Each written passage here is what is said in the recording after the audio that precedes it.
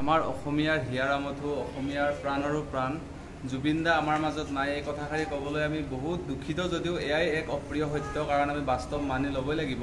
আৰু আমি প্ৰত্যেকটো ভিডিঅ'তে যিদৰে কওঁ সদায় হাঁহি থাকিব লাগে, কিন্তু এনেকুৱা এটি খবৰ শুনাৰ পিছত আমি কেতিয়াও আৰু হাঁহিব নোৱাৰোঁ আৰু হাঁহিব পাহৰি যোৱাৰ নিচিনা হৈ যায়। মানে কি ক'ম, কোনো ধৰণৰ ভাষা নাই। এনেকুৱা ভাল ভাল মানুহবিলাকক ইমান সোনকালে ভগৱানে কিয় লৈ যায়? লাখ লাখ কোটি কোটি মানুহৰ প্ৰাৰ্থনা আৰু দোৱা এই সকলোবিলাকেও যেন কাম নকৰে। নিষ্ঠুৰ নিয়তিৰ এয়াই পৰিহাস আৰু এয়াই হৈছে জীৱনৰ এক সত্য।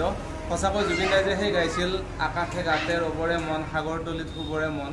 সঁচাকৈ মানুহজনে সাগৰতলিতে শুই গ'ল, আৰু এনে এক বিশাল অন্তৰৰ গৰাকী আছিল চাগে। সেইবাবেই তেখেতক মানে সাগৰে স্থান দিলে, আৰু তেখেত মানে অকল অসমৰে নহয় গোটেই পৃথিৱীৰে হৈ থাকিল। ঠিক তেনেকুৱা মানে এতিয়া যিমান কম সিমান মানে কথাবিলাক কমি যায়, আৰু মনত মানে ইমান ক্ৰিয়া বিক্ৰিয়া হৈ আছে, মানে আমি বুজাব নোৱাৰোঁ কেনেকুৱা ভাবছোঁ। যেতিয়া খবৰটো শুনিছোঁ লগ বিপি হাই হৈ যোৱা যেন লাগিছে।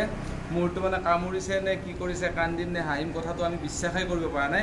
আৰু অসুস্থ বুলি শুনাৰ পিছতেই আমাৰ মনটো এনেকুৱা লাগিছিলে যেন তেখেত সুস্থ হৈছে বুলি, খবৰটো আকৌ পাম এনেকৈ স্ক্ৰল কৰি থাকোঁতে সেই দুখজনক খবৰটো আহিছে।